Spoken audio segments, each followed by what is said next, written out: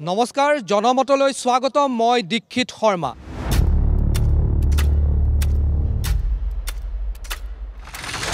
একৈশত দিছপুৰত কি হ'ব?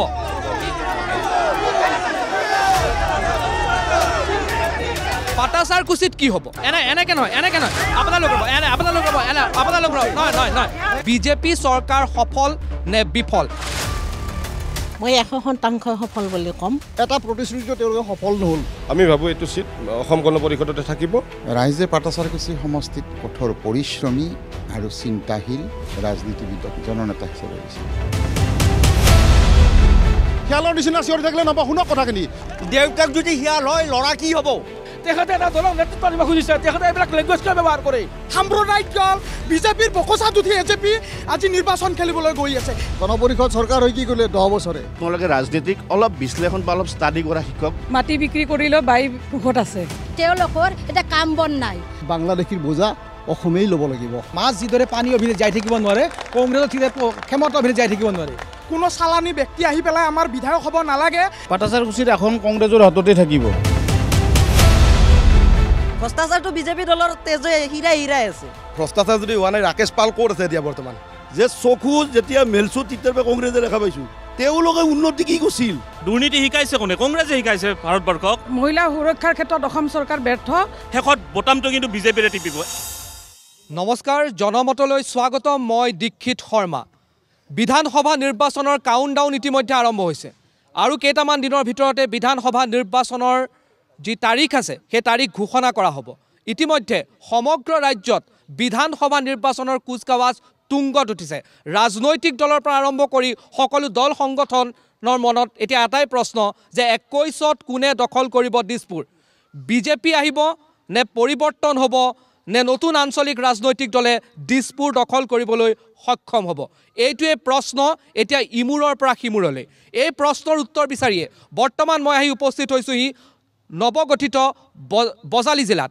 বজালী জিলাৰ বৰ্তমান মই পাটাচাৰকুছিৰ পাঠশালাত বৰ্তমান উপস্থিত আছোঁ আৰু প্ৰথমে মই দেখুৱাব বিচাৰিছোঁ ইয়াত বিভিন্ন দল সংগঠন ৰাজনৈতিক দলৰ পৰা আৰম্ভ কৰি সকলো লোক বৰ্তমান ইয়াত উপস্থিত আছে।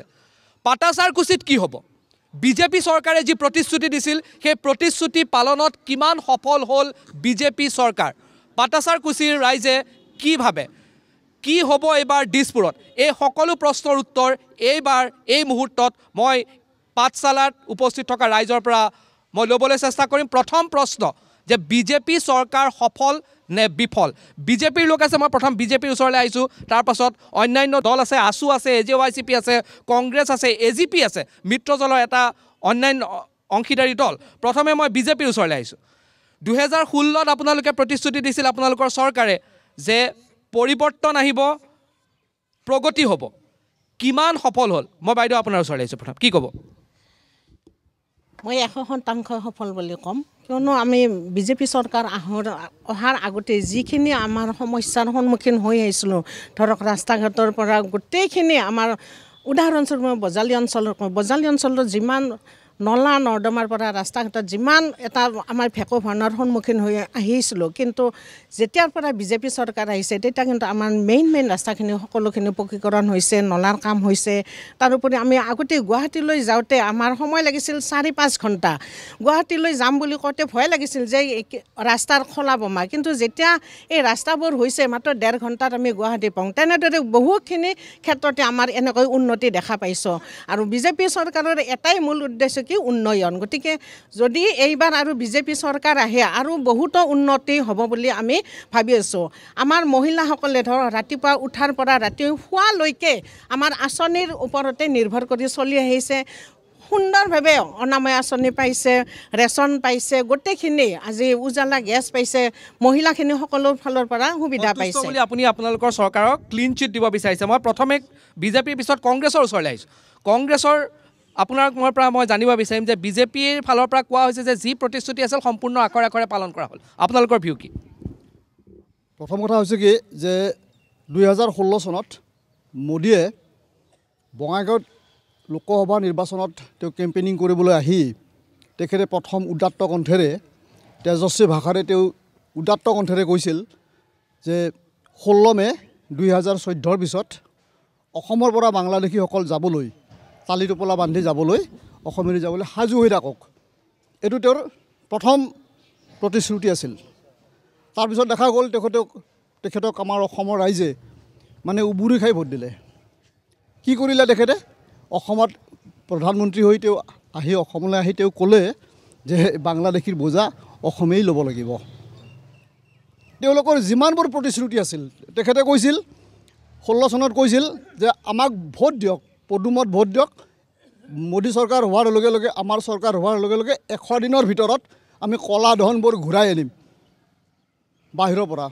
কিন্তু কলা ধন ঘূৰাই আনোতে এতিয়া আমাৰ ৰিজাৰ্ভ বেংক খালী হৈ গ'ল সোণখিনিও নাইকিয়া হৈ গ'ল এটা জিডিপি গৈ একেবাৰে মাইনাছ কিবাহত পালেগৈ তেওঁলোকৰ প্ৰতিশ্ৰুতি যিমানবোৰ দিছিলে এটা প্ৰতিশ্ৰুতিটো তেওঁলোকে সফল নহ'ল ৰাস্তা ঘাট নিৰ্মাণ কৰি আমাৰ এয়াৰপোৰ্ট বেছি ৰেল বিক্ৰী কৰি আমাৰ চিৰিয়াখানা বিক্ৰীয়ে হ'ল 175 হেক্টৰ মাটি এতিয়া মুকেশ আম্বানী তাত বিক্ৰী কৰিলেই কি জানি কলাবাগ গুচি গ'ল চিৰিয়াখানা গুচি গ'ল এই যে গোটেই বিক্ৰী কৰি আমাক কি দিছে কণা হাঁহক পতান দিয়াৰ নিচিনাকৈ কেইটামান ৰাস্তা এটা ইংৰাজীত বাক্য আছে এ fine dresses R does not make a gentlemen এযোৰ ধুনীয়া পোচাকে এজন মানুহক ব্যক্তিত্বক নুবুজায় ঠিক আছে মই পুনৰ আহিম মই কংগ্ৰেছৰ প্ৰতিনিধিৰ ওচৰলৈ আহিম মই বিজেপিৰ পৰা এটা প্ৰতিক্ৰিয়া লৈ লওঁ যে সকলো বিক্ৰীহে কৰিছে যি আপোনালোকে কৈ আছিলে বা কোনে ক'ব বিজেপিৰ ফালৰ পৰা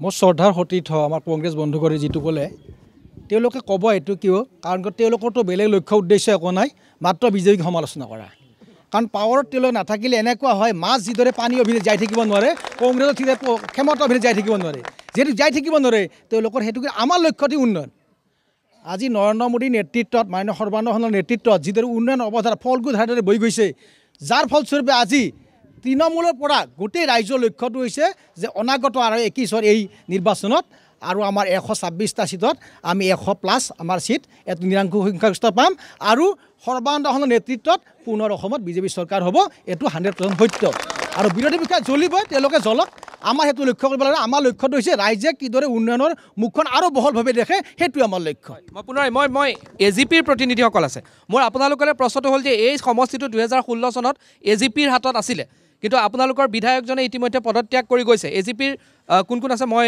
আপোনাৰ পৰা জানিব বিচাৰিছোঁ কি ক'ব নমস্কাৰ আমাৰ বিধায়ক মবিন্দ্ৰ ডেকা অসম গণ পৰিষদৰ পৰা অসম জাতীয় পৰিষদত গৈছে কিন্তু তাৰ পৰা আমাৰ অকণমানো ক্ষতি হোৱা নাই আমি এই যোৱা কিছুদিন ধৰি আমি প্ৰতিখন পঞ্চায়ত পৰিষদত সাধাৰণ সভা অনুষ্ঠিত কৰিছোঁ আৰু তাৰ মানুহৰ যিখিনি সমাগম আমি নিজে মানে অভিভূত হৈছোঁ আৰু মবিন্দ্ৰ ডেকাৰ যি মিথ্যাচাৰ সেই সমষ্টিবাসীয়ে গম পাইছে তেখেতে যোৱা 6টা নিৰ্বাচনত 6টা দল সলাইছে গতিকে তেখেতে ৰাজনীতিত পাকৈত গতিকে এইবাৰ সমষ্টিবাসীয়ে এইটো দেখাই দিব যে মবিন্দ্ৰ ডেকাৰ সেই চতুৰালিৰ নচলে ইয়াতে অসম গণ পৰিষদ ভাৰতীয় জনতা পাৰ্টিৰ মিত্ৰজোঁটৰ প্ৰাৰ্থী নিশ্চিতভাৱে বিজয়ী হ'ব মই ইয়াত আছু আৰু AJYCPৰ প্ৰতিনিধি আছে দাদা মই আপোনাৰ ওচৰলৈ আহিছোঁ আপুনি আছুৰ হয় AJYCPৰ হয় এই মুহূৰ্তত ৰাজনৈতিক দলসমূহে নিজৰ কথা ক'ব পাটাছাৰ কুচিয়ে হওক বা বজালি নতুন জিলা হওক এই ক্ষেত্ৰত আপোনালোকে কি দেখিছে চাওক প্ৰথম কথা হৈছে কি আমি AJPয়ে হওক বা কংগ্ৰেছেই হওক বা বিজেপিয়ে হওক তেওঁলোকে যি প্ৰতিশ্ৰুতি দিছে সেই প্ৰতিশ্ৰুতিসমূহ কিন্তু 100% সম্পূৰ্ণ কৰিব পৰা নাই তেখেতসকলে অসম চুক্তি আখৰে আখৰে ৰূপায়ণ কৰিম বুলি কৈছিলে তেখেতসকলে ব্যৰ্থ হৈছে তেখেতসকলে উল্টাকৈ আকৌ কাজ আপি দি আমাৰ অসমীয়া জাতি নিষেধ কৰিব বিচাৰিছে গতিকে আমি সেইটো সদৌ অসম ছাত্ৰ সন্থা অসম জাতীয়তাবাদী যুৱ ছাত্ৰ পৰিষদ আমি প্ৰতিবাদ সাব্যস্ত কৰিছোঁ আৰু তেখেতসকলৰ প্ৰতিনিধিয়ে কৈছে কি যে তেখেতসকলৰ যি উন্নয়নমূলক আঁচনি সেই উন্নয়নমূলক আঁচনিসমূহ ৰূপায়ণ হৈছে তেখেতসকলে অকল চহৰ অঞ্চলত ৰূপায়ণ কৰিলে নহ'ব নহয় সেইখিনি গাঁৱত আপোনালোকে এতিয়া যাওক আপোনালোকে ভিজন ডকুমেণ্টত তৈয়াৰ কৰক তেখেতসকলে যি ভিজন ডকুমেণ্ট তৈয়াৰ কৰিছিল গাঁও অঞ্চলত কিন্তু এতিয়াও কিন্তু দুৰাৱস্থা বিভিন্ন ঠাইত দলং নাই কিন্তু তেখেতসকলৰ যি প্ৰতিনিধি আছে বিজেপিৰ প্ৰতিনিধি হওক বা বিভিন্ন ধৰণৰ প্ৰতিনিধি হওক যিসকল ৰাজপাটত আছে তেখেতসকলৰ কিন্তু ৰাস্তা পদূলি হওক দলং হওক কিন্তু সম্পূৰ্ণ নিৰ্মাণ কৰিছে কিন্তু যি দুৰ্ভগীয়া মানুহসকল আছে বজালি অঞ্চলত সেই দুৰ্ভগীয়া মানুহসকলৰ ক্ষেত্ৰত কিন্তু তেওঁ দৃষ্টান্তমূলক পদক্ষেপ গ্ৰহণ কৰা নাই আপোনালোকে যদি এই আজাদ ভৱন নহয় যদি আমি সমগ্ৰ বজালি অঞ্চলত যদি আপোনালোকে প্ৰত্যক্ষ কৰে তেতিয়াহ'লে যি গাঁও ভূঁই যি অঞ্চলসমূহ আছে এতিয়ালৈকে ৰাস্তা পদূলি হোৱা নাই মই বিশেষ ক'ব যে মোৰ ঘৰৰ ৰাস্তা হয় নহয় নাজানো মই এটা সংগঠনৰ নেতৃত্ব বহন কৰিছোঁ বিভিন্ন আন্দোলন কৰি কাৰ্যসূচী গ্ৰহণ কৰি আহিছোঁ কিন্তু কিন্তু মোৰ ৰাস্তা ঘাটে হোৱা নাই। মোৰ বুলি নহয়, সদৌ অসম ছাত্ৰ সন্থাই হওক বা বিভিন্ন জাতি জনগোষ্ঠীৰ যি ৰাস্তাসমূহ আছে বিভিন্ন পাটাচাৰ সমষ্টিত, সেই ৰাস্তাসমূহ কিন্তু এতিয়ালৈকে কোনো ধৰণৰ তেখেতসকলে পকীকৰণ কৰাৰ ব্যৱস্থা পাটাচাৰকুছি সমষ্টিত যি উন্নয়নৰ কথা বিজেপিয়ে কৈ আছে, সেই উন্নয়ন প্ৰকৃততে হোৱা নাই। আপুনি সেইটো কথা কৈছে। মই কংগ্ৰেছৰ ওচৰলৈ আহিছোঁ। আপুনি কংগ্ৰেছৰ হয় বাইদেউ? এই ক্ষেত্ৰত মই আপোনাৰ পৰা জানিব বিচাৰিম, আপুনি কি ক'ব? ইতিমধ্যে বিজেপিৰ আপুনি কথা শুনিলে, এজিপিৰ শুনিলে, সকলোৰে শুনিলে, আপুনি কি ক'ব? মই এইখিনিয়ে ক'ব বিচাৰোঁ যে বিজেপি দলে যিমান উন্নয়নৰ কথা নকওক কিয়, মানে তেওঁলোকৰ কথাটো এতিয়া এনেকুৱা হৈছে যে মানে মাটি বিক্ৰী কৰিলেও বাই সুখত আছে। তাৰমানে আমাৰ এতিয়া গোটেই ৰাজহুৱা সম্পত্তি বিক্ৰী কৰি তেওঁলোকে কোনোমতে চৰকাৰখন চলাই আছে। আৰু এতিয়া তেওঁলোকে কি কৰিছে, যোৱা 5 বছৰত কোনো এটা মেগা প্ৰজেক্ট আনিব পৰা নাই, কোনো উন্নয়নৰ কাম কৰিব পৰা নাই। এতিয়া খালি মানে কেইটামান মানে কিবা কিবি মানে আঁচনি কেইটামান দি পেলাই হিতাধিকাৰী সৃষ্টি কৰি তেওঁলোকে খুব উন্নয়নৰ কথা ক'ব বিচাৰিছে। সেই উন্নয়নত ৰাইজ ভুল নাযায়। আৰু আমি দেখি আছোঁ এইকেইদিনত যে আমাৰ সমষ্টিত বাটাচাৰকুছি সমষ্টিয়ে বা অসমৰ বিভিন্ন সমষ্টিত খালি আধাৰশিলা বনাই আছে। যোৱা 5 বছৰত একো নকৰিলে, এতিয়া আধাৰশিলা বনাই তেওঁলোকে ৰাইজক মানে ক'ব বিচাৰিছে যে মানে আমাক আৰু ভোট দিয়া, আমি আৰু অহা 5 বছৰত আমি আৰু মানে এইবিলাক বনাই পেলাই উন্নয়নটো কৰিম। আৰু এই 5 বছৰত কিন্তু তেওঁলোকে সস্তীয়া কিছুমান মানে কৰি পেলাই, আপোনালোকে দেখিছে নিজে ফিল্ম ফেয়াৰ, ব্ৰহ্মপুত্ৰ নমামি বৰাক, এনেকুৱা ধৰণৰ কিছুমান অনুষ্ঠান কৰি পেলাই তেওঁলোকে ৰাজহুৱা ধনৰ অপচয় কৰিছে। আৰু এতিয়া ৰাজহুৱা ধন মই বুজিলোঁ, তেওঁ কৈছে যে ৰাজহুৱা ধনৰ প্ৰকৃততে অপচয়হে কৰা হৈছে, যি ধৰণৰ অনুষ্ঠান কৰা হৈছে নমামি ব্ৰহ্মপুত্ৰৰ পৰা আৰম্ভ কৰি। বিজেপিৰ পৰা মই প্ৰতিক্ৰিয়া ল'ব বিচাৰিছোঁ। কোনে ক'ব বিজেপিৰ? নমস্কাৰ। এতিয়া কথাটো হৈছে কি, আমাৰ বজালী অঞ্চলত যিখিনি উন্নতি হৈছে তেওঁ সকলোৱে দেখা পাইছে, আৰু গোটেই অসমখনৰ মোৰ কংগ্ৰেছৰ সতীৰ্থজনীক মই ক'ব বিচাৰিছোঁ। আৰু এতিয়া মানুহৰ এনেকুৱা হৈছে, তেওঁলোকৰ এতিয়া কাম বন নাই।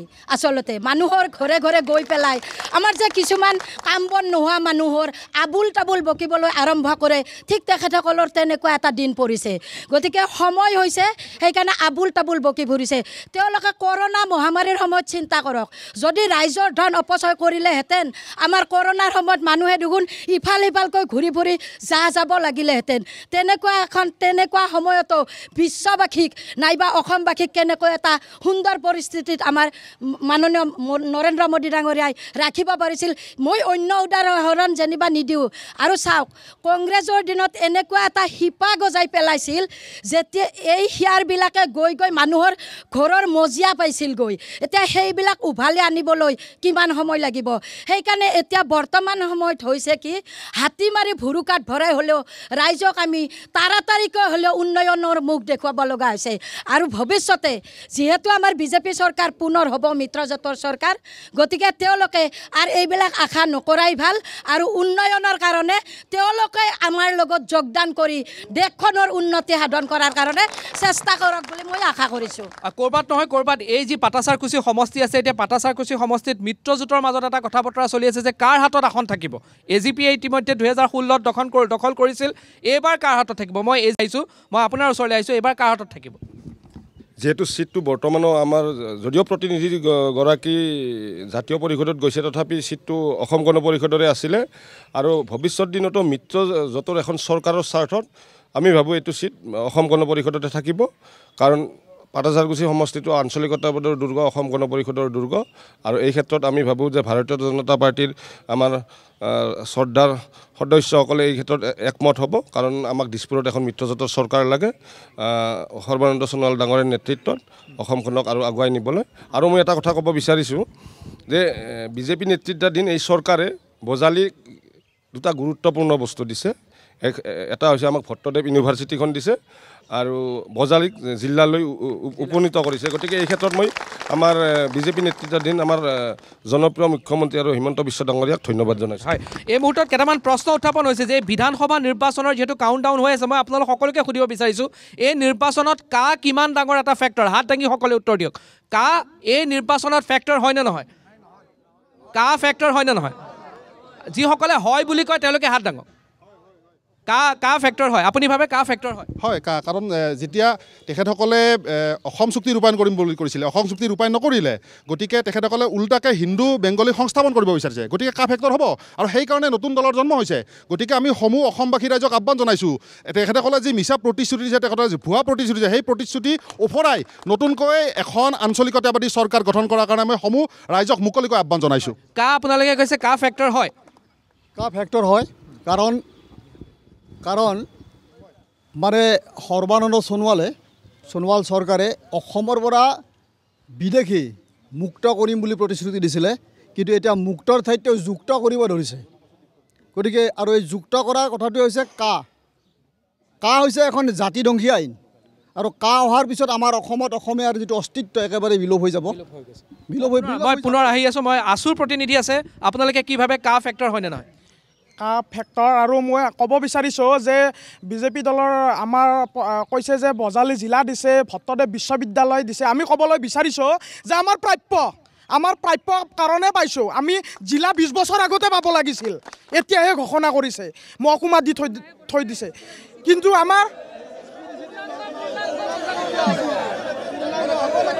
আমাৰ বজালী কেতিয়াবা জিলা হ'ব লাগিছিল গতিকে এতিয়াহে আমাৰ জিলাৰ ঘোষণা কৰিছে বজালী মহকুমা দি থৈ দিছিলে তেখেতসকলে আছুৰ প্ৰতিনিধিগৰাকীয়ে তেখেতসকলে কৈ থকাৰ সময়ত চিঞৰ দিছে আমি চিঞৰা নাই গতিকে আমি জানো এইখন সাংস্কৃতিক নগৰী এইখন শিক্ষাৰ নগৰী তেখেতসকলে ধৈৰ্য সহকাৰে বহি তেখেতসকলৰ প্ৰট'কল ভংগ কৰিব নালাগে আমি তেওঁলোকৰ কথাখিনি ভালদৰে শুনিছোঁ আমি আমাৰ কথাখিনি ভালদৰে শুনিব বুলি আমি আশা কৰিছোঁ বৰ্তমান অসমৰ ৰাইজৰ কোনো এটা দলৰ প্ৰতি আস্থা নাই সাম্প্ৰদায়িক দল বিজেপিৰ বকচাত উঠি এজেপি আজি নিৰ্বাচন খেলিবলৈ গৈ আছে এজেপিৰ প্ৰতিও আস্থা নাই গতিকে কোনো দলৰ প্ৰতি আমাৰ আস্থা নাই ৰাইজে নতুন মুখ বিচাৰিছে গতিকে নতুন দল নতুন মানুহ লাগে মই বিজেপিৰ প্ৰতিনিধিৰ ওচৰলৈ আছোঁ কি ক'ব কথাটো হ'ল কি যে তেওঁলোকে এই বিষয়টোত কি হৈছে উন্নয়নৰ যিটো আমাৰ ধাৰা তাত জ্বলি পুৰি এইবিলাক কৰিছে কাটো একো ফেক্টৰ নহয় উন্নয়নৰ ধাৰাত তেওঁলোকে একো প্ৰশ্ন উত্থাপন কৰিব পৰা নাই সেইকাৰণে কা ফেক্টৰক লৈ তেওঁলোকে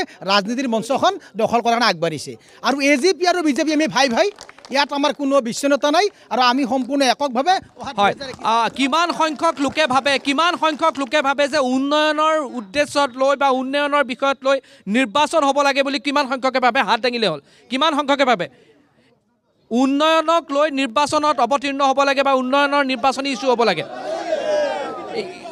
এইসকলে ভাবে মই আপোনালোকৰ কংগ্ৰেছৰ ওচৰলৈ আহিছোঁ মই বাকী ৰাজনৈতিক দলসমূহৰ ওচৰলৈ যাম মই কংগ্ৰেছৰ ওচৰলৈ আহিছোঁ আপোনাৰ ওচৰলৈ আহিছোঁ এই মুহূৰ্তত কংগ্ৰেছ আৰু AIDFৰ যি মিত্ৰতা হৈছে এই মিত্ৰতাই কিবা প্ৰভাৱ পেলাবনে নাই এই আসনখন কাৰ হাতত থাকিব পাটাচাৰকুছি আসন কাৰ হাতত থাকিব পাটাচাৰকুছিৰ আসন কংগ্ৰেছৰ হাততে থাকিব আৰু এইটো আগতে ইয়াৰ আগতে 16 চনত আমাৰ নিৰ্বাচন হৈছিলে এই সময়ত UDFে কিছু পৰিমাণে হ'লেও বিজেপিক সহায় কৰাৰ কাৰণে আমি চৰকাৰ গঠন কৰিব নোৱাৰিলোঁ আমি এইবাৰ চৰকাৰ গঠন কৰাটো 100% আপুনি কনফিডেণ্ট যে এইবাৰ আপোনালোকৰ যি মিত্ৰজোঁট হৈছে তাত AIDFে আকৌ সহায় নকৰিব আপুনি কনফিডেণ্ট হয়নে নহয় আমি এইটো ভাবিছোঁ আৰু যে আমাক এইটো সহায় কৰিব চবে আৰু ৰাইজ আমাৰ ফালত আছে আমি UDF AGP বিজেপিৰ লগত আমাৰ কথা নাই ৰাইজ আমাৰ আগত আছে কাৰণ আমি আগত যি উন্নয়ন কৰি আহিছিলোঁ সেইখিনি এইবাৰ কংগ্ৰেছৰ ফালৰ পৰা এটা গুৰুতৰ অভিযোগ উত্থাপন কৰিছে যে বিগত নিৰ্বাচনত AIDFে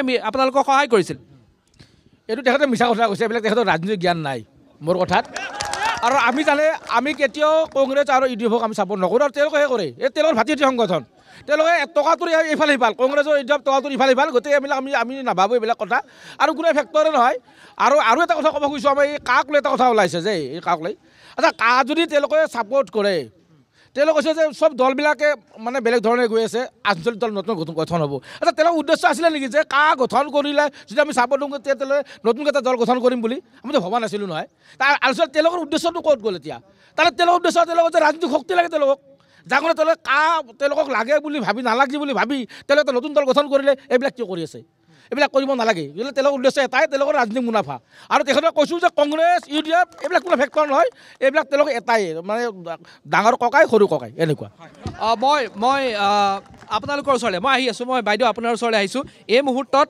আপুনি কোনো দলৰ প্ৰতিনিধি নে কি হিচাপে আহিছে মই অসম গণ পৰিষদৰ হয় আপুনি ইতিমধ্যে আপুনি বিভিন্নজনৰ কথা শুনিলে আপোনালোকৰ মতামত কি আমাৰ মতামত এটাই মানে এইবাৰ পাটাচাৰকুছি সমষ্টিত মিত্ৰজোঁটৰ প্ৰাৰ্থী হৈ আমাৰ দিছপুৰৰ আসন শুৱনি কৰিব আৰু মিত্ৰজোঁটৰ চৰকাৰ হ'ব এইটো নিশ্চিত। মিত্ৰজোঁটৰ চৰকাৰ।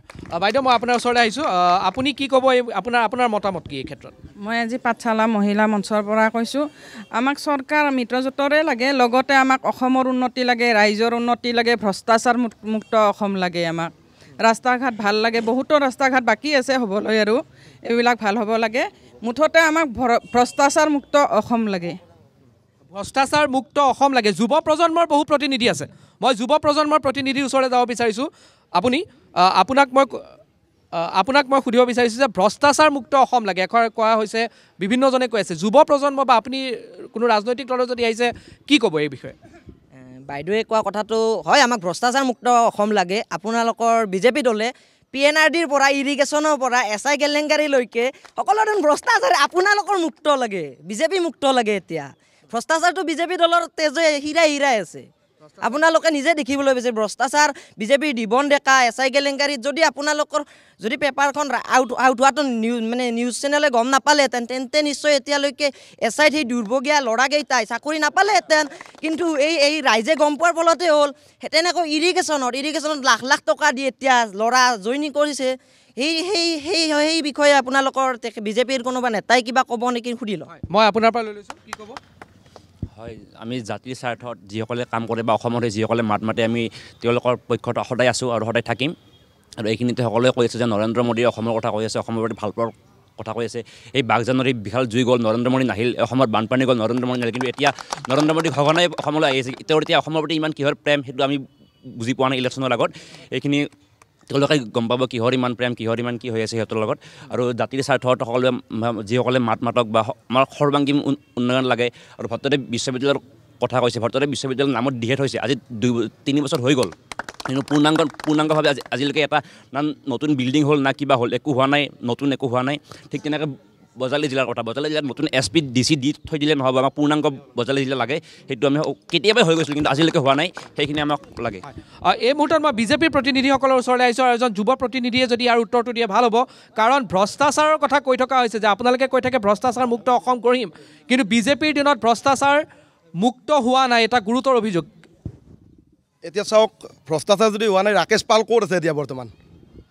মই কংগ্ৰেছৰ সতীৰ্থসকলক মই ক'ব বিচাৰিছোঁ যে ৰাকেশ পাল ক'ত আছে?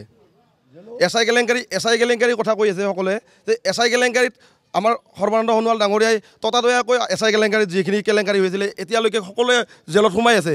আপোনালোকে নিশ্চয় দেখা নাই না, নিউজ চেনেলবিলাক নাচাই নিশ্চয় আপোনালোকে, যি নহওক। আৰু মই এটা কথা কওঁ আপোনালোকক, আমাৰ আচুৰ সতীৰ্থ বিশ্বজিৎ গাংগুলী ডাঙৰীয়াই এষাৰ কথা ক'লে অলপ আগতে যে আমি প্ৰাপ্য আছিলোঁ আপোনাৰ বজালী জিলা আৰু ভট্টদেৱ ইউনিভাৰ্চিটি। যদি প্ৰাপ্য আছিলোঁ 20 বছৰ আগতে প্ৰাপ্য আছিলোঁ, তেতিয়াহ'লে 5 বছৰে হ'ল ভাৰতীয় জনতা পাৰ্টীৰ। বাকী 15 বছৰ আমাৰ কাৰ শাসনত আছিলে? কাৰ শাসন আছিলে? আপুনি সেইটো জানিব লাগে যে কাৰ শাসনত আছিলে। যদি ৰ'ব ক'ব দিয়ক, আপোনালোকে ক'ব দিয়ক, আপোনালোকে শুনক, আপোনালোকে আজি শুনিব লাগিব, মই ক'ব ওলাইছোঁ, আপোনালোকে শুনক। যদি আমি প্ৰাপ্য আছিলোঁ, ৰ'ব, আমি যদি 1 ছেকেণ্ড শুনক, আপোনালোকে শুনিব লাগিব, আপোনালোকে শুনিব লাগিব, শুনক, কথাখিনি শুনক। মই আছোঁ আৰু AJYCBক মই কথাখিনি ক'ব বিচাৰিছোঁ, মই সন্মান কৰোঁ সংগঠনক, আমি সন্মান কৰোঁ, ভাৰতীয় জনতা পাৰ্টী আমি সংগঠনক সন্মান কৰে।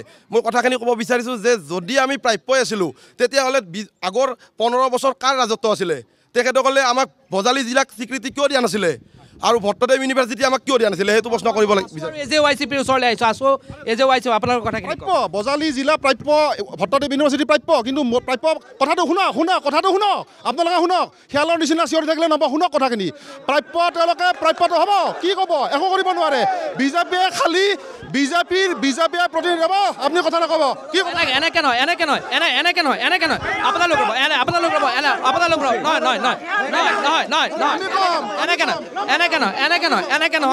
নহয়, আপোনালোক বহক, মই সকলোকে সুযোগ দিম, আপোনালোক বহক, মই অনুৰোধ জনাম, আপোনালোক বহক, সকলোকে সুযোগ দিয়া হ'ব, বহক, আপোনালোক বহক, সকলোকে সুযোগ দিয়া হ'ব। আপুনি আপোনাৰ কথাখিনি ৰাখক, মই বিজেপিৰ ওচৰলৈ আহি আছোঁ, মই তেওঁলোকৰ কথাখিনি লৈ লওঁ, মই বিজেপিৰ ওচৰলৈ আহিম।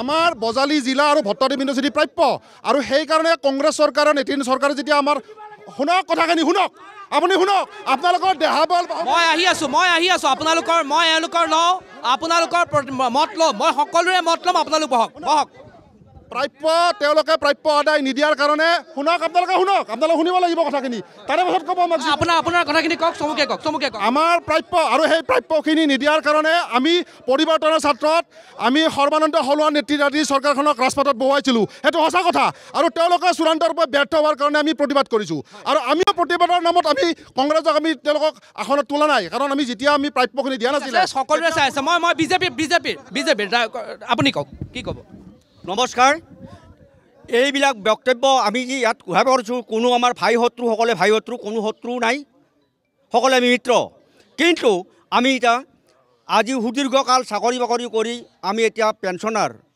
গতিকে এই ভাষাবিলাক আমাৰ সহ্য হোৱা নাই আজি নতুন চামৰ যিটো ভাষা কৈছি এইটো ভাষা আমি আমাৰ হিৰে লাগি গৈছি সেই ল'ৰাটোৰ দেউতাক মই আমাক ফক্স শিয়ালবোৰেতো কৈছি দেউতাক যদি শিয়াল হয় ল'ৰা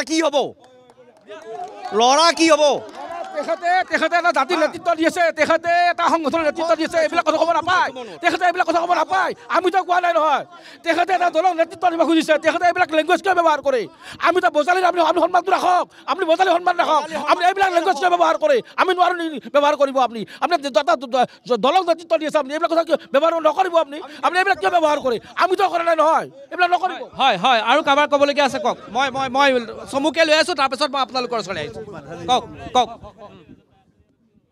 নমস্কাৰ আজি আচলতে ভাবছিলোঁ যে আমি শিকিম আমাৰ শিক্ষিত ল'ৰাৰ পৰা কিন্তু যিটো ভাষা পালোঁ এই জিন্দগীতে মানে শুনা নাছিলোঁ আজি এই ইয়াৰ থলেদি তাৰমানে মই অনুৰোধ জনাইছোঁ যে আপোনালোকে শিক্ষিত ব্যৱহাৰগিলা ভাষাগিলা শুদ্ধ কৰি লওক চমুকে কওক আৰু লগতে আমাৰ কংগ্ৰেছী বন্ধুসকলক এটা কথা ক'ব গৈছোঁ যে চকু যেতিয়া মেলছোঁ তেতিয়াৰ পৰা কংগ্ৰেছে দেখা পাইছোঁ তেওঁলোকে উন্নতি কি কৰিছিল যেতিয়া চকু মেলছোঁ তেতিয়াৰ পৰা কংগ্ৰেছ এতিয়া বিজেপি গোটেইখিনি কাম কৰাৰ পাছত মিত্ৰজোঁটে তেওঁলোকৰ মানে কোনো ভাষা নোহোৱা হৈছে ক'বাত আমি ঘৰুৱা ভাষাত এইকাৰণে কৈছোঁ যে আমি ইয়াত জন্মিছোঁ গাঁৱত জন্মি আমি শিকছোঁ যে কংগ্ৰেছৰ কি নীতি আছিল কি নাছিল এইটো শিকিছোঁ গতিকে আপোনালোকে মানে আপোনালোকক অনুৰোধ জনাইছোঁ যে আপোনালোকে কথা কোৱাৰ আগে এশবাৰ ভাবিব ঠিক আছে এটা কথা মই আহি আছোঁ মই পুনৰ আহিম মই আপোনালোকৰ ওচৰলৈ আহিম মই কংগ্ৰেছৰ ওচৰলৈ আহিছোঁ যে চকুত মানে যেতিয়াৰ পৰা তেওঁ জন্ম হৈছে কংগ্ৰেছৰ শাসন দেখিছে কিন্তু কংগ্ৰেছে একো কৰা নাই এইটো এটা অভিযোগ উত্থাপন হৈছে চাওক তেখেতসকলে আজি যিটো ৰাস্তাৰে তেওঁলোকে বজাৰলৈ আহিছে যিখন স্কুলত তেওঁলোকে সৰুকালৰ পৰা পঢ়ি আজি শিক্ষিত হ'ল কথা ক'ব পৰা হ'ল তেখেতসকলে যিবোৰ অফিচ কাছাৰীত গৈ আছে এই সকলোবোৰ কংগ্ৰেছেই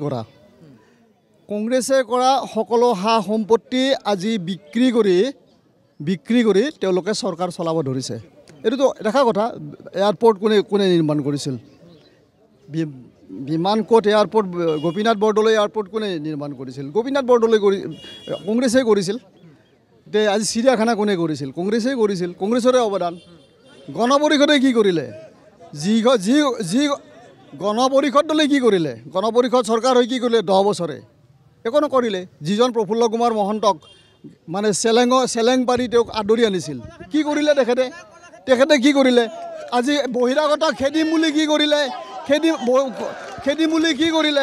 কি কৰিলে মই আহিম মই এজেপিৰ ওচৰলৈ আহিছোঁ এজেপি তুমি কোৱা নমস্কাৰ যিটো কংগ্ৰেছৰ পৰা আমাক যে এই কথাখিনি কৈ আছে তেখেতক এটা কথা ক'ব বিচাৰোঁ মই যে তাৰ হিন্দু বাংলাদেশী কথা কৈ আছে কিন্তু এই 15 বছৰ তৰুণ গগৈৰ মুখ্যমন্ত্ৰীৰ নেতৃত্বত যি বাংলাদেশী অবৈধভাৱে অসমত সোমিছে তেওঁলোকে এই কথাখিনি কিয় অৱগত নকৰে আজি এটা কথা আজি যুৱ সমাজ আমি আমাৰ এই পাটাচাকুৰি সমষ্টিত যিখিনি উন্নয়ন হৈছে এই মিত্ৰজোঁট চৰকাৰৰ দিনত হৈছে কিন্তু আমি যেতিয়াৰ পৰা কংগ্ৰেছ ইয়াত আছিল তেতিয়াৰ পৰা কেৱল ভ্ৰষ্টাচাৰ আছিল আজি তেওঁলোকে কৈছে কি এছআই কেলেংকাৰী কিবা অমুক কেলেংকাৰী কিন্তু এছআই কেলেংকাৰী কি কৰে 1 মাহ নহওঁতে কিন্তু মাননীয় মুখ্যমন্ত্ৰী মহোদয় 1 মাহতে কিন্তু আমাৰ এই নিকাভাৱে কি বুলি কয় তদন্ত কৰি লৈ গৈছে মই আকৌ পুনৰ আহিম মই আছুৰ ওচৰলৈ আহিছোঁ। এই ক্ষেত্ৰত আপোনালোকে কি ক'ব? দুৰ্নীতিৰ কথা কৈ থকা হয়, কিন্তু বিজেপিয়ে কৈ আছে বা মিত্ৰজোঁটৰ কৈ আছে দুৰ্নীতি হ'ব পাৰে, এছআই কেলেংকাৰী হ'ব পাৰে, কিন্তু পদক্ষেপ লৈছিলে কংগ্ৰেছে লোৱা নাছিলে, সেইটোৱে কৈ আছে। নহয়, আমাৰ দুৰ্নীতি হৈছে। দুৰ্নীতি হোৱা বাবে এইবাৰ ৰাইজে আমাৰ নতুন মুখ এখন নতুন দল এটা বিচাৰিছে, দুৰ্নীতি হৈছে বাবে। গতিকে দুৰ্নীতি মুক্ত ভ্ৰষ্টাচাৰ মুক্ত ৰাইজে বিচাৰিছে আৰু এইবাৰ স্পষ্ট একিছত নতুন মুখ এখন আহিব। কংগ্ৰেছৰ পৰা মই প্ৰতিক্ৰিয়া লৈছোঁ। বাইদেউ, দুৰ্নীতিমুক্ত অসমৰ কথা বিজেপিয়ে কোৱাৰ কোনো যুক্তিয়ে নাই, ক'বই নোৱাৰে তেওঁলোকে। কিয় ক'ব নোৱাৰে? তেওঁলোকে যিসকল কংগ্ৰেছী মন্ত্ৰীয়ে দুৰ্নীতি কৰা বুলি তেওঁলোকৰ অভিযোগ কৰিছিল, যিবিলাকে আইনী মেৰপাছত সোমাই আছিলে, তেওঁলোককে আজি নেতা পাতি বিভিন্ন ধৰণে তেওঁলোকক মানে ব্লেকমেইলিং কৰি তেওঁলোকে আজি তেওঁলোকৰ শক্তি বঢ়াবৰ কাৰণে মানে হেৰি কৰিছে। আজি তেওঁলোকৰ চাওক, যিকেইজনে এতিয়া বিজেপিৰ মানে নেতা, সেইকেইজনে এতিয়া তেওঁলোকৰ কংগ্ৰেছৰ নেতাই আজিকালি এতিয়া কংগ্ৰেছৰ যিখিনি মানে আপোনাৰ আপুনি ক'ব বিচাৰিছে কংগ্ৰেছৰ যিখিনি নেতা আছে সেইখিনি এটা বিজেপিত হৈছেগৈ। মই বিজেপিৰ প্ৰতিক্ৰিয়া ল'ম। মই এটা প্ৰতিক্ৰিয়া AJYCP লৈছোঁ, তাৰপিছত মই বিজেপিৰ ওচৰলৈ আহিম। চাওক, ইয়াত বহুত বাদ বিতৰণা হৈছে, সকলোৱে সকলো দলৰ কথাই ক'ব, কিন্তু আমি অসম জাতীয়তাবাদী যুৱ ছাত্ৰ পৰিষদে ভাবোঁ যে পাটাচাৰকুছি সমষ্টিত ইতিমধ্যে বহুত বিধায়ক আহিল গ'ল, আজিলৈকে আমি এটা ভাল বিধায়ক পোৱা নাই। গতিকে এইবাৰ আমি ভাবিছোঁ এজন পাটাচাৰকুছিত ভাল বিধায়ক জনা বিধায়ক এজন আহিব লাগে, তাকে আমি কামনা কৰিছোঁ। ঠিক আছে, হয়। মই বিজেপিৰ পৰা মই এজনকৈ প্ৰতিক্ৰিয়া ল'ম। মই আপোনাৰ ওচৰলৈ আহিছোঁ, যুৱ প্ৰজন্মৰ প্ৰতিনিধি আছে, আপুনি কি ক'ব? কংগ্ৰেছৰ প্ৰতিনিধিসকলে কৈ আছে দুৰ্নীতিৰ কথা, কিন্তু দুৰ্নীতি এটা বস্তু মোৰ হাঁহি উঠে ক'লে 70 বছৰ শাসন কৰিলে কংগ্ৰেছে। স্বাধীনতাৰ কালৰ পৰাই যেতিয়া তেওঁলোকে দুৰ্নীতি শিকাইছে কোনে? কংগ্ৰেছে শিকাইছে ভাৰতবৰ্ষক। দুৰ্নীতি ৰাহুল গান্ধীৰ ঘৰত মাকৰ সম্পত্তি হিচাপটো দিয়ক, 9,000 কোটি টকা তেখেতৰ সম্পত্তি আছে। অইলৰ তেওঁলোকৰ গোটেই অইলৰ কামখিনি বৰিং কৰাৰ পৰা তেওঁলোকে কৰে, এইবিলাক তথ্য আছে। ইন্দিৰা গান্ধী আনি জাপি দিছিল বাংলাদেশী অসমত। ইন্দিৰা গান্ধীয়ে বাংলাদেশী জাপি দি গোপীনাথ বৰদলৈ বিৰোধিতা কৰাৰ পাছত তেওঁলোকে আহি পেলাই ইয়াত কি কৰিছে? জোৰ কৰি জাপি দিছে। অসম আন্দোলনৰ সময়ত তাৰ আগে তেওঁলোকে বাংলাদেশী জাপি দিছে। আজি বাংলাদেশীৰ মূল আমি বজা লৈ থকাৰ কাৰণেই কংগ্ৰেছটো দূৰৰ কথা। আৰু শেষত এটা কথাই ক'ম, যিমান যি তৰ্ক বিতৰ্ক ইয়াত নিউজ কিবা পাতিবা, শেষত বটামটো কিন্তু বিজেপিৰে টিপিব, এইটো কিন্তু 100%। মই বিজেপিৰ ওচৰলৈ আহিছোঁ। কোনে ক'ব বিজেপিৰ ফালৰ পৰা? আপুনি কওক। মই নাংমা দীঘলৈকে এইকাৰণে ক'ম, আমাৰ সতীৰ্থ আমাৰ অৰাজনৈতিক সংগঠনৰ নেতৃস্থানীয় ব্যক্তিখিনিয়ে যি অলপ আগতে বক্তব্য ৰাখিলে, আমি সচকিত এইকাৰণে হৈছোঁ, আমি তেওঁলোকক সন্মান কৰোঁ। আপোনালোক জাতিৰ অতীন্দ্ৰ প্ৰহৰী, কিন্তু আপোনালোকে মই বিনম্ৰতাৰে কওঁ, আপোনালোকে কোনো এটা দলৰ মুখপত্ৰ নহ'ব। আপোনাৰ জাতি প্ৰহৰী হিচাপত থাকক, আমাৰ বজালী উন্নয়নৰ সমগ্ৰ অসমৰ উন্নয়নৰ ক্ষেত্ৰত থাকক। মই আপোনাৰ ওচৰলৈ আহিছোঁ, কওক, চমুকে ক'ব। নমস্কাৰ। বিজেপিৰ টাইমত ভাৰতীয় জনতা পাৰ্টীৰ টাইমত আমূল পৰিৱৰ্তন হৈছে। ৰাস্তা ঘাট দলং, বিনামূলীয়া চাউল, বিভিন্ন চাকি বিজুলী চাকি, বিভিন্ন ধৰণৰ আঁচনিবিলাক পাইছে। এই আঁচনিবিলাক বেলেগ দল থাকোঁতে কোনেও পোৱা নাছিল। ভাৰতীয় জনতা পাৰ্টীয়ে গোটেই বস্তুখিনি দিছে। এইমছ ৰিচেণ্টলি আমাৰ এইমছৰ এই প্ৰজেক্ট কৰিছে। এইমছত সাংঘাতিক এটা প্ৰজেক্ট আমাৰ অসমৰ কাৰণে। আমাৰ এই চিকিৎসা মহাবিদ্যালয়বিলাক কৰিছে, ইঞ্জিনিয়াৰিং কলেজবিলাক কৰিছে, উন্নয়ন যথেষ্ট কৰিছে। ইয়াতকৈ সময় কম, মই চমুকৈ ল'ব বিচাৰিছোঁ। আপোনাৰ ওচৰলৈ আহিছোঁ, আপুনি কি ক'ব? আপুনি কোনো দলৰ নে? অসম গণ পৰিষদৰ প্ৰতিনিধিত্ব কৰি আছোঁ। প্ৰথম কথাটো মই কংগ্ৰেছৰ প্ৰতিনিধিসকলক ক'ব বিচাৰিছোঁ, অলপ আগতে কোনোবা এজনে কৈছে অসম গণ পৰিষদ দলৰ চৰকাৰ থাকোঁতে অসম গণ পৰিষদে কি কৰিছিল বা কি কৰা নাই। তেখেতলোক মই জনাব বিচাৰিছোঁ, প্ৰথমটো কথা এটা কামেই কৰিছিল যে কংগ্ৰেছে 90 টকা অসমক লোন দিছিল, 10 টকা অনুদান দিছিল। তেতিয়া অসম গণ পৰিষদে 85 চনত চৰকাৰ গঠন কৰি 10 টকাটো লোন কৰিছে, 90 টকাটো অনুদান লৈছে। প্ৰথম কথা এইটো কৈছোঁ। নুনমাটি তেল শোধনাগাৰ অসম গণ পৰিষদৰ এটা অন্যতম। লোকপ্ৰিয় গোপীনাথ বৰদলৈ যিটো এয়াৰপৰ্ট আছে অসম গণ পৰিষদৰ এটা অন্যতম।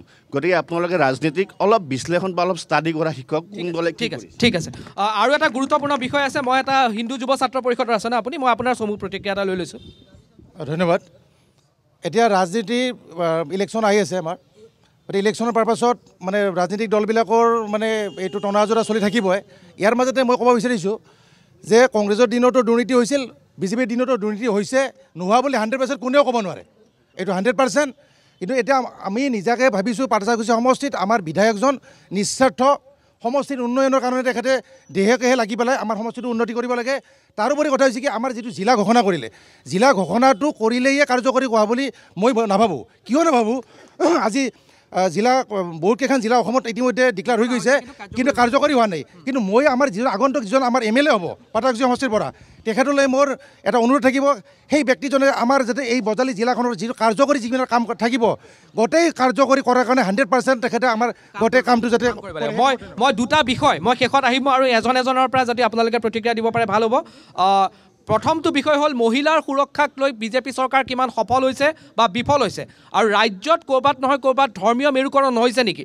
এই দুটা বিষয় এটা গুৰুত্বপূৰ্ণ বিষয়, য'ত বিজেপি চৰকাৰে কৈ থাকে যে অসম চুক্তি যি ইমান দিন কাৰ্যকৰী কৰা হোৱা নাছিলে তেওঁলোকে পদক্ষেপ আৰম্ভ কৰিলে, এইটো কিমান দূৰ গ্ৰহণযোগ্য, এইকেইটা বিষয়ত মই আহিম। প্ৰথম মই আহিছোঁ মহিলাৰ সুৰক্ষাৰ বিষয়ক লৈ পেলাই।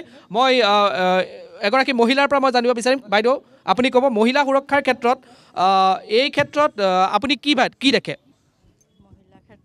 মহিলাৰ সুৰক্ষাৰ ক্ষেত্ৰত চৰকাৰ সফল হৈছে নে বিফল হৈছে, কি হৈছে? সফলে হৈছে। আমি মহিলা মঞ্চৰ পৰা আহিছোঁ, আমি পাটাচাৰকুছি সমষ্টিত আমি এতিয়া এটা মানে ভাল বিধায়ক বিচাৰোঁ, যিয়ে নহওক আমাৰ মানে অসমখন ভাল চৰকাৰ কাৰণে বিচাৰিছে। মই আপোনাৰ পৰা আহিব বিচাৰিছোঁ, আপুনি কি ক'ব মহিলা সুৰক্ষাৰ বিষয়টো কি ক'ব?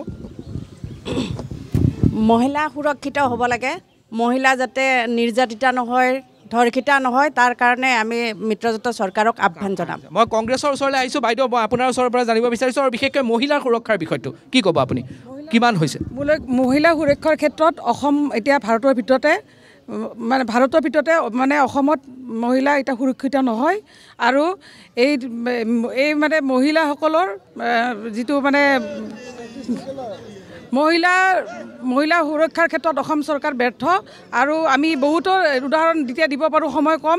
বিজেপিৰ বহুতো পালি নেতা বিভিন্ন বলাৎকাৰকে ধৰি বিভিন্ন ধৰণৰ দুষ্কাৰ্যৰ লগত জড়িত হৈছে, গতিকে তেওঁলোক হয় এনেকুৱা বহুত সদায় ওলাই আছে টিভিত, এনেকুৱা টিভি পেপাৰত সদায় ওলাই আছে।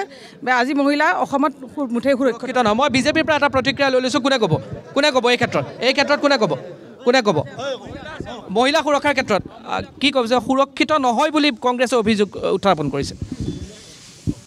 সুৰক্ষিত হোৱা নোহোৱালৈকে আমাৰ বিতৰ্ক চলি আছে যে মহিলা সুৰক্ষিত কিয় লাগে। যদি আমি স্বাধীন দেশৰ নাৰী হয়, আমি 100+ মিছন এইখন চৰকাৰে বিচাৰি আছে, যদি 100+ মিছনত আমি খোজ দিওঁ মহিলাই, আমি তেনেহ'লে পিছুৱাই আহিব নালাগে। যে চৰকাৰখনৰ কাৰণে আমি মহিলা আগুৱাই যাব লাগে, আমি পিছ পৰি থকা নাই, কোনো সুৰক্ষিত হোৱা বুলি আমি নাভাবোঁ। আৰু 30% আমাক দিয়া বুলি ইতিমধ্যে কৈ আছে, কিন্তু আমাৰ এই হোৱা নাই। মই বুজিলোঁ।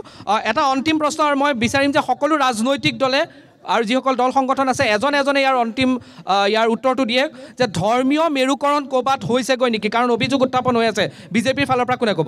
কোনে ক'ব ধৰ্মীয় মেৰুকৰণ হৈছেগৈ নেকি? অভিযোগ উত্থাপন কৰে, বিৰোধীয়ে উত্থাপন কৰি থাকে।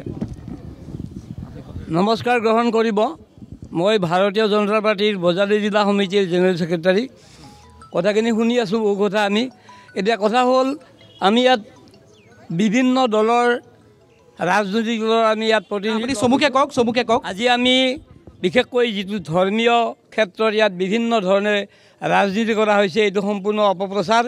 কোনো বিজেপি AGPয়ে আমাৰ ৰাজ্যখনত কোনো ধৰ্মীয় এই ধৰণৰ ব্যৱস্থাৰে ৰাজ্যত ৰাজনীতি কৰা নাই, নিৰপেক্ষভাৱে ৰাজনীতি কৰিছে। আৰু আপুনি মোক চমুকৈ ক'ব দিছে যদি এটা শব্দ মই ক'ব লাগিব, এখন যেতিয়া বিভিন্ন ৰাজনৈতিক দলৰ মঞ্চ বহিব, তাত নিজৰ স্থিতি সবল কৰাৰ কাৰণে মিছা ৰাষ্ট্ৰলৈ আগবাঢ়িব। ইয়াত তেনেকৈ কংগ্ৰেছে সেই ব্যৱস্থা ল'লে। আজি AGPৰ এগৰাকী যুৱ নেতা ধ্ৰুৱ দত্ত ডাঙৰীয়াই যি নিৰপেক্ষভাৱে ইয়াত বক্তব্য ৰাখিছে, ইয়াত আমি সকলোৱে তেওঁক সমৰ্থন দিব লাগে। ঠিক আছে, ধন্যবাদ জনাইছোঁ। মই AGPৰ পৰা আহিছোঁ, অন্তিম মন্তব্য আপোনালোকৰ ফালৰ পৰা কোনে দিব? ধৰ্মীয় মেৰুকৰণ হোৱা নাই। অসম গণ পৰিষদৰ ভাৰতীয় জনতা পাৰ্টীৰ মিত্ৰজোঁটৰ ক্ষেত্ৰত যি আমাৰ শাসন চলি আছে, নিস্বাৰ্থভাৱে চলি আছে, আৰু নিস্বাৰ্থভাৱে পৰৱৰ্তী চৰকাৰখনতো নিস্বাৰ্থভাৱে চলিব। ক্ষমা কৰিব। AJYCP আপোনাৰ অন্তিম মন্তব্য। ধৰ্মীয় মেৰুকৰণ নহ'ব বুলি কেনে ধৰ্মীয় মেৰুকৰণ তেওঁলোকে কৰিছে, তেওঁলোকে সাম্প্ৰদায়িক ৰাজনীতি কৰিছে আৰু সাম্প্ৰদায়িক ৰাজনীতি কৰাৰ কাৰণে আপোনালোকে যদি প্ৰত্যক্ষ কৰে, দক্ষ মন্ত্ৰীয়ে মিটিঙত কৈছে মুছলমানৰ ভোট নালাগে, কিন্তু বাকী তেওঁলোকৰ প্ৰেচিডেণ্ট সহকাৰে বাকী চবে কৈ আছে কি আমাক মুছলমানৰ ভোট লাগিব। আপোনালোকে যদি চাই ধৰ্মীয় মেৰুকৰণ হৈছে, গতিকে এই আমাৰ শংকৰ ৰাজানৰ দেশ, ইয়াত ধৰ্মীয় মেৰুকৰণ কৰিব নালাগে, যিয়ে আহে ভালকৈ আহক আৰু হৈছে। মই আছুৰ পৰা আহিছোঁ। সাম্প্ৰদায়িক ৰাজনীতি হৈছে আৰু সেইটো মানি ল'ব লাগিব, মানাটো আমাৰ স্বাভাৱিক, গতিকে মানি ল'ব লাগিব সাম্প্ৰদায়িক ৰাজনীতি হৈছে। আৰু বিধায়কৰ ক্ষেত্ৰত মই 42 নং পাটাচাৰকুছি সমষ্টিৰ সকলো ৰাইজকে এটাই অনুৰোধ জনাইছোঁ, স্থানীয় মানুহ লাগে, কোনো চালানী ব্যক্তি আহি পেলাই আমাৰ বিধায়ক হ'ব নালাগে, আমাৰ স্থানীয় ব্যক্তি হ'ব লাগে, যি দলৰে নহওক কিয় স্থানীয় ব্যক্তি হ'ব লাগে। কংগ্ৰেছৰ ফালৰ পৰা অন্তিম মন্তব্য। ধৰ্মীয় মেৰুকৰণৰ কথাটোত এনেকৈ ক'ব পাৰি যে আজি কিছুদিন আগত অসমৰ বিজেপিৰ মন্ত্ৰী এগৰাকীয়ে ক'লে যে আমাক মুছলমানৰ মিয়া মুছলমানৰ ভোট নালাগে, আমাক মিয়া মুছলমানৰ ভোট নালাগে বুলি এজন মন্ত্ৰীয়ে ক'লে, বিজেপিৰ মন্ত্ৰী এজনে ক'লে। আৰু অসম গণ পৰিষদৰ এজন বিধায়কে ক'লে যে আমাক সংখ্যালঘুৰ ভোট নহ'লে আমি জিতিব নোৱাৰোঁ। ঠিক আছে, ক'ৰবাত আছে এই মুহূৰ্তত মই এটা প্ৰশ্ন আপোনালোক সকলোলৈ সুধিম আৰু সকলোৱে হাত উঠাই বা যেনেকৈ উত্তৰ দিয়ে। 21ত দিছপুৰত কি হ'ব, কি ক'ব, কি হ'ব?